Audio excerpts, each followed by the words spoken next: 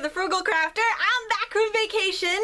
I want to thank everyone for the lovely comments you left over the week. All the videos that came out over the last week were pre-recorded. So I just want to let everyone know that I will get back to you if I haven't yet already, if you asked a question or something. But I'm back, and I wanted to share some of the artwork I created on vacation. Now, we rented a lovely little cabin right on the water, on this pond. It was very secluded. There was a mountain on the other side of the pond. It was just beautiful. And I decided to capture a lot of it with watercolors. It was a very relaxed week. I had no cell phone reception. There was no internet. There was a TV with an antenna, so a couple days in I checked the news. I wanted to make sure the world was still there. It's like, oh, wouldn't that be, like a crazy movie, a zombie apocalypse movie, when people like are out camping and they come back and like there's nobody there left. Okay, I was worried about that, so I did check the TV with the antenna for that. But so I brought my watercolors, and I did bring some colored pencils, and since it was just a week of being out in nature relaxing, I knew I'd have some time to paint.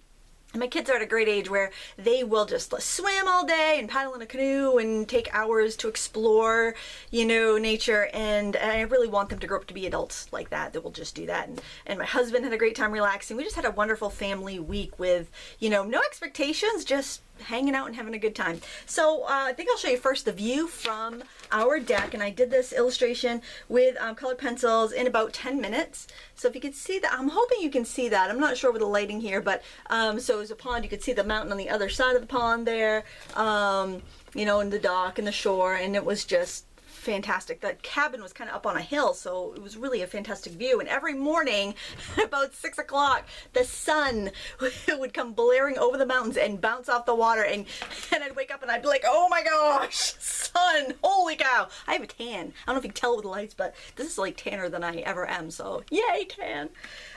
Okay, so then also, so in the morning I would be the first one up. I'd get my cup of coffee and I'd walk on down to the dock and sit down, and one day I brought my pastels with me, and some water lilies had just blossomed, so I'll show you the illustration of that. And I also wanted to show you how I deal with pastels in my sketchbook and journal when I am out and about. So what I did was I brought some deli paper, and if you watch the video right before this one, I think it shows you what's in my art bag.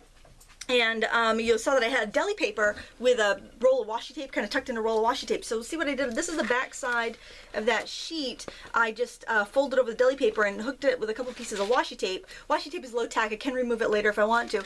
So then these are the water lilies that I painted sitting on the dock. There were so many dragonflies. I put a little dragonfly on the lily pad there. And that dragonfly had actually perched right on the dock next to me.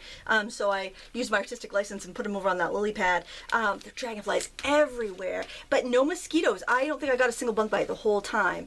It was idyllic. It was the best vacation ever. We've never taken a week off together, the family. We've never done that. So so it was just so wonderful. I'm so relaxed. I really had such a great time. And there was a bird feeder right on the porch. So one morning when I was sitting at the kitchen table, having my coffee, I sketched out some goldfinches. It was a male and a female. The thing is, the great thing about sketching from life is that nothing stays still, especially animals. Even the sun and the wind and the way things move, nothing is the same for very long. So you really have to get it on the paper. So it kind of takes away that intimidation, because you just got to do it. You can't even worry about whether you're doing it right or not. You just do it. So that's a great reason to do that sort of thing. So then one day I was I don't have everything in chronological order in here, because this is colored paper, so I was kind of flipping around to see the color that I needed. I was sitting, here's the squirrels. The squirrels were you just got a couple little very quick sketches of the chipmunk that was eating off the feeder, because it was so quick I couldn't get a single drawing done with that little bugger. He was always on the move. So one day I was just looking at, they had a lot of nature books, just like the Audubon field guides of, plants and insects and birds of the area. And so I just did a very quick sketch of, this was a rainy day. I was sitting inside. I'd taken a break from reading. I read four or five whole books, whole novels. Oh my gosh. I won't let myself sit down on a normal day and read, because I'm like, well, I should be doing this. I should be doing that. This is, so I will listen to audiobooks, but to actually sit down and read a book, during the day I don't. I feel so guilty when I sit down to read a book, which I know is horrible and I shouldn't feel guilty, but I do anyway. So I only read at night. So I get about 3 pages in and I'm sawing logs, because by the time I sit down at the end of the day, I am just wiped and I just zonk right out. So I got 4 books read. I was just like, I read good ones. I read Paper Towns by John Green. Loved it. He does such a great job at capturing, you know, that magical time when, like, of kind of like, you know, becoming an adult, just that, you know, when everything is possible and exciting. He does a very good job at capturing that. Very good book. I read Murder on the Orient Express by Agatha Christie. Another great book. Oh, loved it. Loved it. So good. I honestly think I'm liking the Poirot novels better than Sherlock Holmes. I know. Can you believe it? They're good. They're really good. I also read Black Coffee, which is an adaptation of an Agatha Christie play that was adapted in the 90s. I can't remember the author that adapted it, but anyways, that was all right. It wasn't any Murder on the Orient Express, but it was all right. And I read the new Charlene Harris series, Midnight Crossing. Oh my gosh, I'm gonna love that more than the Sookie Stackhouse novels, I think. Brand new book by her.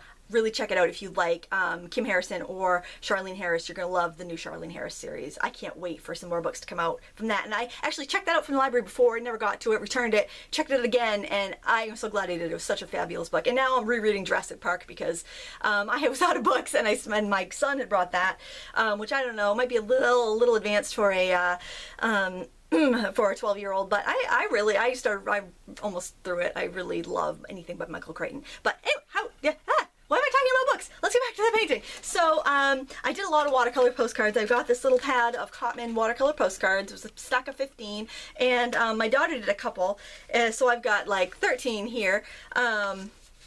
And I'll just go through. This is the view, right? So if you're at the campfire, which I did sketch on the other drawing, if you're at the campfire and you're kind of peeking around, there's, I think I was standing on the dock, or maybe standing on a rock. So you get this rock here, and just this, you could see the mountain in the background and the tree. I think it's might have been an aspen there, and so that was kind of right if you're sitting right on the edge of the water where I was staying. And a lot of these, you gotta understand, they're very quick sketches, so you know, don't expect too much here. Most of these were done in like 5 or 10 minutes. These there's some lily pads there. It's nothing to write home about, but you know, there's some lilies that was there. The first day I was there, it was kind of the tail end of this particular lily, and I sketched that. The water lilies again. I did the watercolor postcard before I did the pastel. After I did the watercolor, I realized I really liked it and wanted to do a bigger piece. I'm not sure what this flower was, but it was hanging out with the water lilies. Hopefully you don't have too much glare there and you can see it. Maybe if I tip it. If I tip it, can you see that better? Okay. These water lilies are a different kind. These are yellow. I see these a lot around Maine in different little ponds. They're very common. I don't know what they're called. I think if I tip it, you get a better... I think you're getting reflection. That might be better. And this was from the canoe. I did bring my watercolors out in the canoe with me, and I loved it. It was so awesome to paint the shore from the water. And that was one of the little quick landscapes I did. This is a little flower that was growing. It was tiny. It was really tiny. This is like probably 5 times its size. Tiny little flower that was growing outside the camp. And I just thought it was pretty. I did that on the first day. This was a very quick sunset from the dock, which is very abstract looking, but there you have it. And this was another sunset from the dock here, which, you know what, there's another thing that I found very interesting. I usually do not use black or gray, but with the immediacy and how quickly the light changed, I did use black in some of these just because I really needed to get that value down there, and I had not a second to waste because the light changed so quickly. I don't know, I think it was just the position where the sun was setting. I had a really hard time to get my picture down on paper. So in that case, yeah, go ahead and use your black. These were just some brown-eyed Susans that were growing in pots on the deck. So I just kind of sat down there and did a quick little painting. And this was just another little water lily that I did from memory that didn't come out very well. But you know, you gotta see the bad and the good. But you know, the thing is, when you paint on location, as opposed to you take a picture, you have your phone, your camera, or whatever, and you take a picture. That kind of like, if you know you have a picture of it, you don't necessarily have to really memorize it. But when you sit and you paint, you really observe it and you really memorize it. So you're going to remember the details of the places you were when you sit and you paint. So, and it's not possible everywhere. I mean, some places just, you know, some vacations just aren't suited for that, but a cabin on the water for a week, very suited for this, because you have so much leisure time. And that's what vacation for me is relaxing, is about leisure. It's not about go, go, go. It's about, let's just recover from our go, go, go lifestyle. And not that mine is really that go, go, go, but, you know, it's more of a time to relax and enjoy your family and have some time to yourself too, because there's nothing wrong with that. There's nothing wrong with taking a few minutes to yourself to do a painting.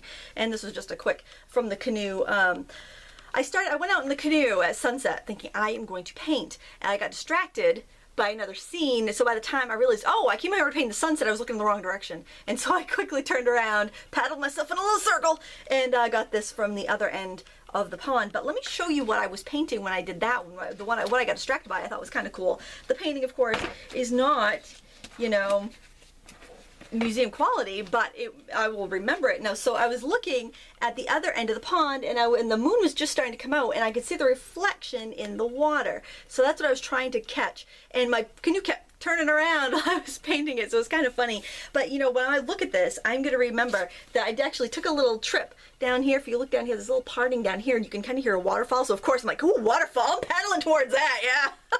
I'm a thrill seeker, I tell you, a thrill seeker. And so you go down there, and there was like the stream, it kind of turned into a stream wrapped around, and you could see like little babbling brooks and stuff. It was really pretty. So I'll remember that. I'll remember that there was a party boat cruising around and playing Willie Nelson. And so when I look at this, I'm going to like hear the song Blue Eyes Crying in the Rain, because that's what was playing on that party boat. So, you know, these paintings will bring back a lot more memories than just looking at the photograph will. And so another canoe picture I did, right here, I really like the way the rock came out on that. This is the mountain. I was on the other side from where we stayed. There was nothing like man-made on this side of the pond. It was like, I think it was impassable. I don't think you could get to it. There might have been some snowmobile trails or something, but there were no roads, so there was no cabins, nothing built on this side. And so I pulled my canoe up, and my daughter Maisie was in the canoe with me. She hopped out and was playing around the rocks and just splashing around swimming, and I kind of wedged the canoe up between a rock and a log, and I just painted this quickly with my credit card scraper, and I did use some black, as you can see, because I needed to get those values down. I knew she wasn't going to be happy playing there for too long. I knew she was going to get bored and want to go. So this was probably about 15 minutes. So, you know, you have to be very deliberate with your actions when you paint. It's a very good exercise. I think everyone should get outside and paint, because you really have to make quick, snap, instinctive decisions with your painting, and it will help you speed up. It'll help you loosen up. That's what I hear people have a hard time with, really loosening up or getting over the fear of putting paintbrush to paper, and painting out in the field will do that. And here's another, I did the water lilies again, because I really liked it. I guess I felt a little bit like Monet there with the water lilies. Let me just get the other water lily picture here. And I did grab some colors that weren't in the scene, but I really liked, like this kind of violet color I put in there. Wait, can you see, am I like totally distorting that? Let me see. There we go. That's a little better. I think you can see that. So, you know, and I did go in with that Payne's gray, and I used some violet. Actually, you know what? I don't think I used gray. I think I used, it was violet and this emerald green color that made this beautiful gray.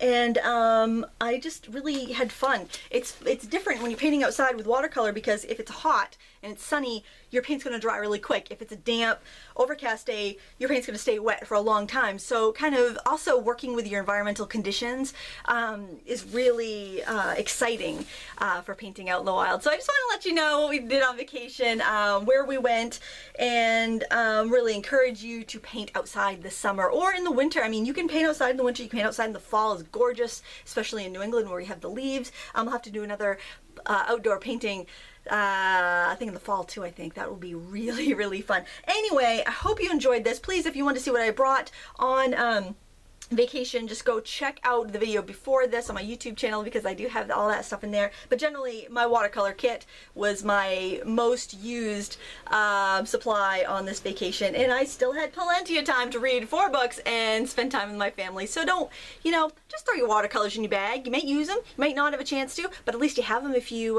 do. And that's it, I guess.